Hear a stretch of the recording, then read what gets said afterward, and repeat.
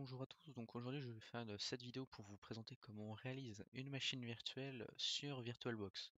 Donc vous retrouverez un lien de téléchargement dans la description, donc que ce soit pour l'ISO que nous allons utiliser ainsi que pour télécharger VirtualBox si vous ne l'avez pas d'installer. Donc du coup VirtualBox c'est un logiciel qui permet en fait de gérer les machines virtuelles. Donc quand vous arrivez sur le site vous avez ce menu là. Donc soit en fait vous pouvez importer des machines que vous avez déjà, que vous avez en fait sur un disque externe ou autre et que vous vouliez récupérer. Soit vous pouvez exporter, donc on imagine j'ai une de CVM que je veux emporter sur une clé USB et du coup je peux exporter. Donc soit vous en créez une nouvelle, soit vous ajoutez une. Donc moi ce que je vais faire c'est ajouter une nouvelle machine.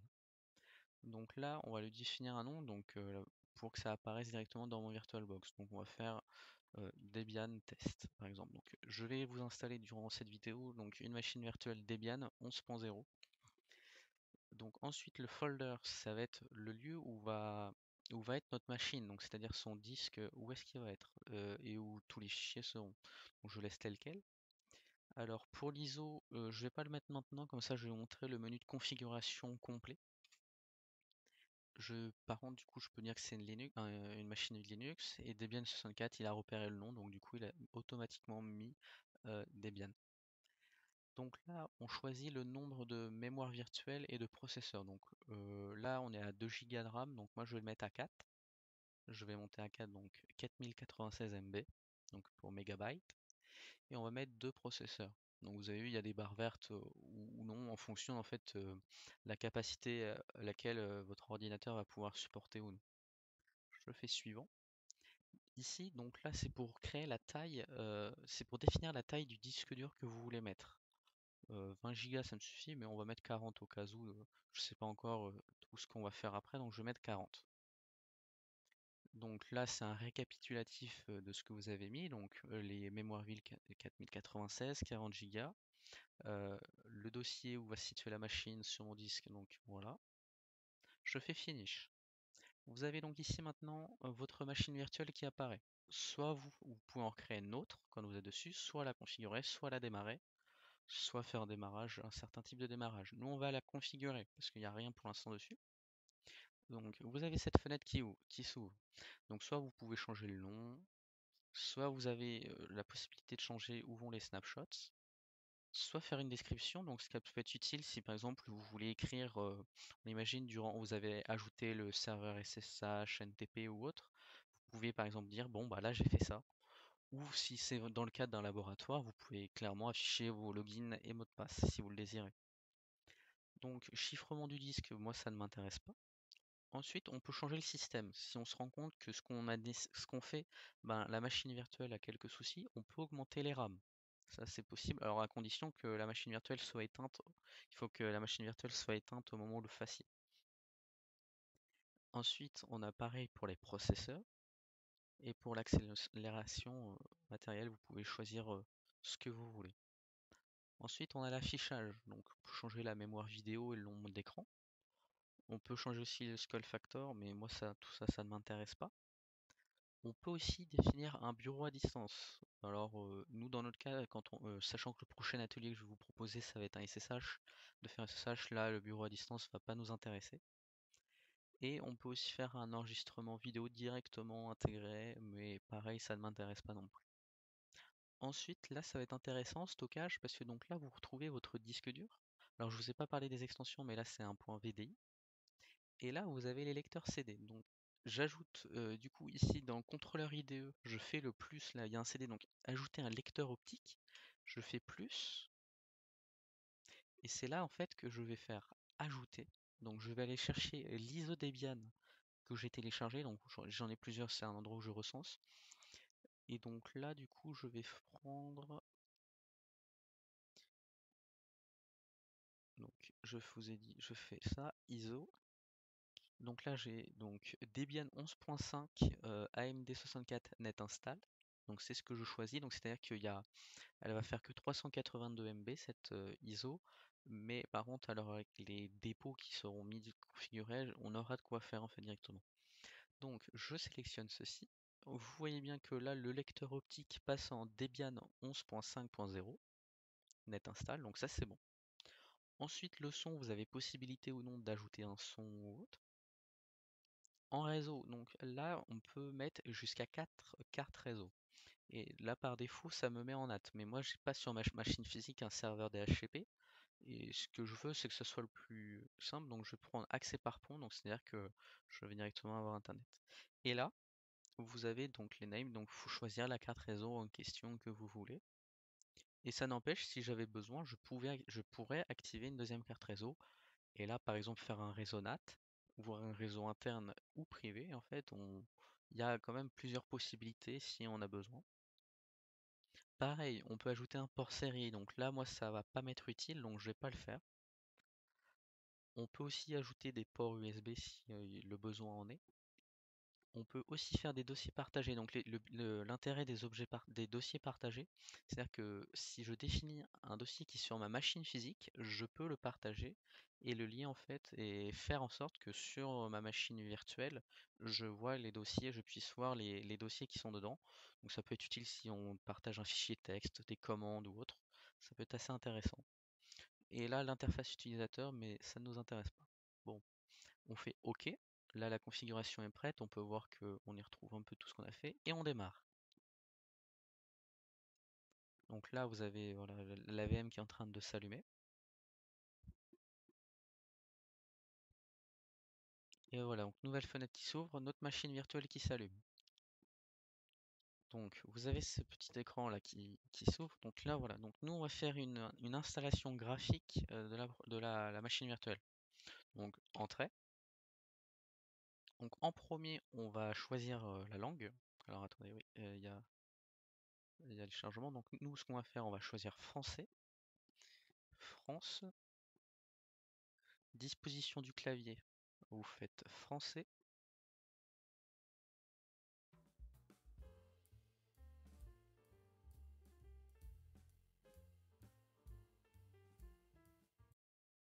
Donc là, ça va être le nom de notre machine. Donc c'est ce qui apparaîtra par exemple dans le terminal et autres. On pourrait laisser Debian, mais je vais mettre Debian avec un D majuscule. Et je vais mettre YTB pour YouTube. Ensuite, si je souhaite ajouter ma machine virtuelle dans un domaine, je pourrais en le sélectionnant ici. Moi, j'ai pas besoin de domaine, j'ai pas de domaine qui tourne ou quoi. Donc je fais juste suivant et le fait de le laisser vide, bah, ça va être bon. Ensuite, donc pour l'utilisateur root, donc l'utilisateur root, pour ceux qui ne le savent pas, c'est celui qui va avoir tous les droits, donc qui va permettre de tout casser en quelque sorte et de tout contrôler. On est dans un laboratoire, je vais mettre un mot de passe très simple, root 1. Je fais continuer. Donc là, le nom complet du nouvel utilisateur. Donc là, ça va être l'utilisateur qui va avoir moins de droits. Donc ça va être en quelque sorte l'utilisateur que vous essaierez d'utiliser un maximum en fait, pour éviter d'avoir tout le temps le contrôle. Je fais use.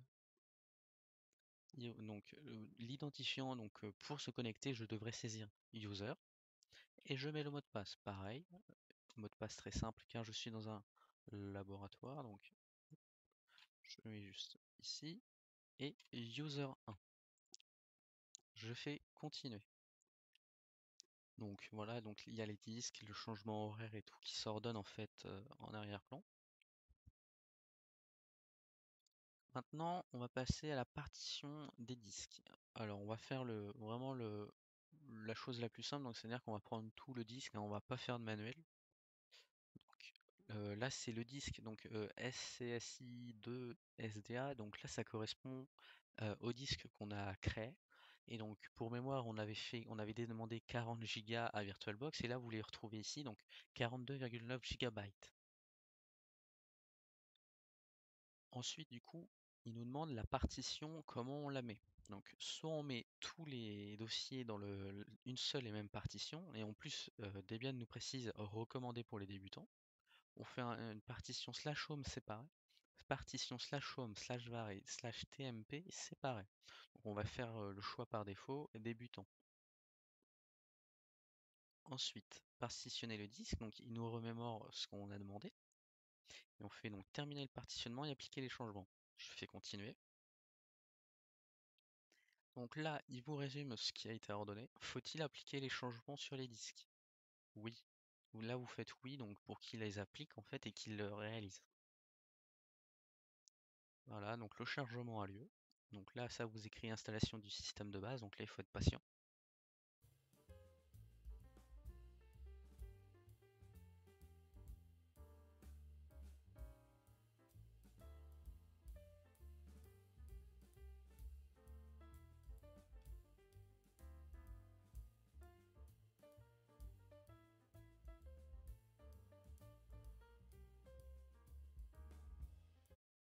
Bien. Une fois fini, donc configurez l'outil de gestion de paquets. Donc les paquets, hein, c'est ce qui va vous permettre d'être installé, d'installer donc les programmes et tout. En fait, ça correspond à ça, un paquet. Donc vous pouvez maintenant analyser des médias. Donc faut-il analyser d'autres supports d'installation? Moi, j'en ai pas, donc je vais faire continuer. Donc non. Et donc là maintenant c'est la partie qui va être assez intéressante. Donc on va choisir où on va prendre nos paquets. Donc c'est des miroirs, on appelle ça des miroirs et c'est en fait des serveurs où sont stockés en fait tous ces programmes dits paquets. Donc moi il faut savoir aussi donc en fonction de où vous choisissez, il y aura plus ou moins de latence lorsque vous ferez les téléchargements. On imagine vous êtes basé en France, vous faites un téléchargement sur par exemple Hong Kong ou en Inde, bon bah ça risque d'être plus long que si vous le choisissez en France ou un pays frontalier. Donc nous on va faire France. Et alors là vous voyez donc il y a plein de dépôts, hein. Donc vous avez ftpdebian.org, vous avez des universités qui ont leur propre dépôt, hein. Donc la Lorraine, la Picardie. Je crois même que vous avez Polytechnique, oui voilà c'est ça, Polytechnique de Lille qui l'a. Donc moi je vais laisser le choix par défaut, donc deb.debian.org. Continuer. Là, il vous demande si vous avez un modataire HTTP, donc dit proxy. Est-ce que vous en avez un? Moi, là, dans le cas de moi, j'en ai pas. Donc je fais continuer. Donc là, il procède justement à l'installation et à la configuration de ces répertoires.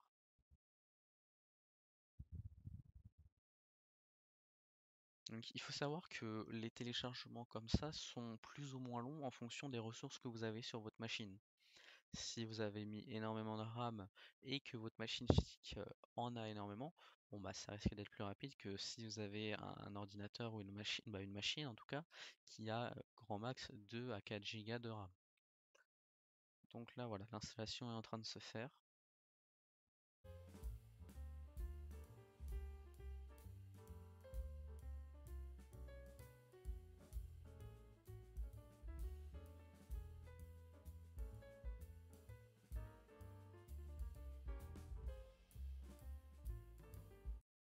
Bien.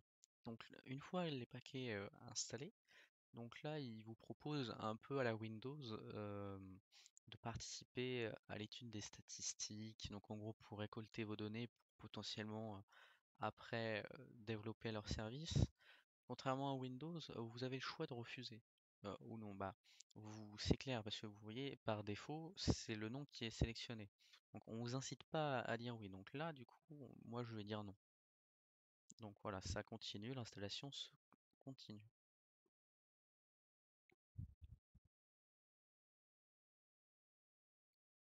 Bien, donc là, ça va être la sélection des logiciels que je veux lorsque j'allume ma machine, lorsqu'elle va être configurée.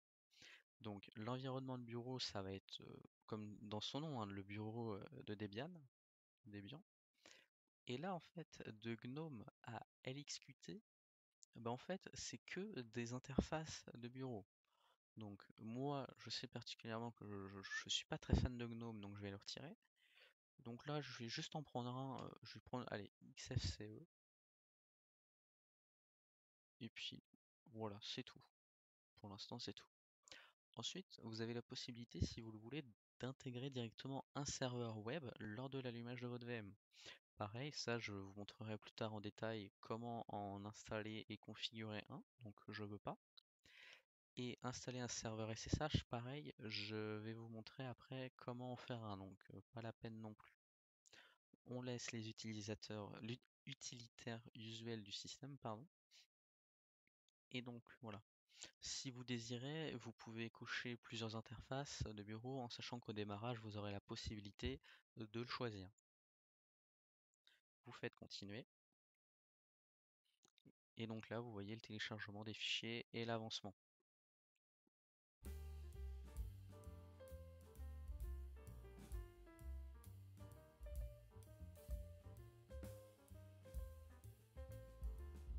Bien, donc là, une fois qu'on a fait ces installations, on a la dernière étape. Installer le programme de démarrage Grub. Donc pour ceux qui ne connaissent pas, le Grub, en fait, c'est ce qui va permettre de choisir sur quel système d'exploitation vous allez charger. On imagine, vous avez ce qu'on appelle un dual boot, donc c'est-à-dire on imagine vous avez sur votre machine physique un Windows et un Linux. Vous avez à un moment donné un menu qui apparaît pour vous permettre de choisir sur quoi vous voulez lancer votre machine. Bah c'est ça, c'est le Grub. Donc moi je vais l'installer et on va faire. Donc de toute façon vous n'avez pas le choix, sinon ça va vous faire écran noir et vous n'allez pas comprendre. Donc vous faites continuer. Et donc là, par défaut, il vous propose de le mettre dans /dev/lsda ou choisir manuellement. Nous, on est vraiment ultra débutant, donc on commence, donc du coup, on va laisser le choix qu'il nous propose. Donc on choisit et on fait continuer. Donc du coup, il l'installe. Et après, là, donc, la machine virtuelle va redémarrer pour justement. Voilà. Donc là, vous voyez, donc fin de l'installation. Donc on est à la toute fin de l'installation.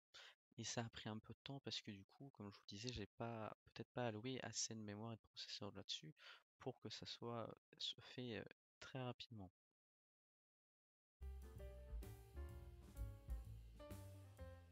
Bien, donc là, c'est terminé. On fait continuer.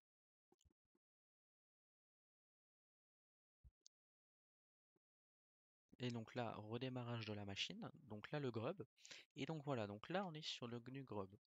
Donc comme je vous disais, donc c'est ce qui vous permet en fait de choisir si vous voulez par exemple donc aller sur la Debian GNU Linux, soit l'Advanced Option for Debian GNU Linux. Nous, c'est Debian GNU Linux. On entre. Et donc là, le processus de lancement est en train de se lancer. Donc en fait, ça y est, là, notre machine a démarré, elle est installée. Donc tout ça est normal. C'est tous les processus qui se lancent.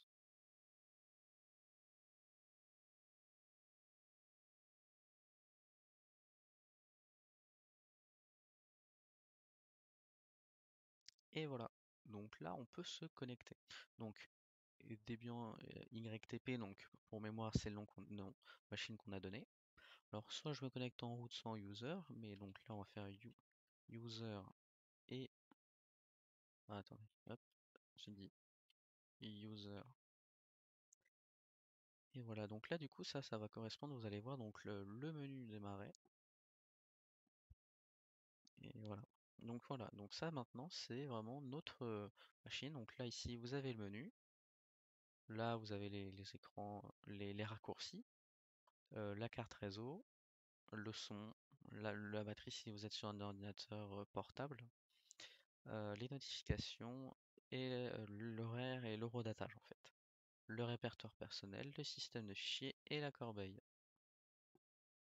Vous avez vu comme étant à l'échelle, bon bah voilà, ça fait un écran en plus. Et donc bah voilà. Donc je vous ai donc montré comment créer une machine virtuelle sur VirtualBox et comment du coup l'installer et la démarrer. Donc pour les prochains tutoriels, je vous montrerai, je ferai une vidéo présentation des commandes de base et on installera SSH avant. Je vous ferai une vidéo d'abord pour présenter SSH pour prendre le contrôle à distance. Donc je vous souhaite une bonne soirée ou une bonne journée en fonction de quand vous regardez la vidéo et je vous dis à très bientôt pour d'autres tutoriels.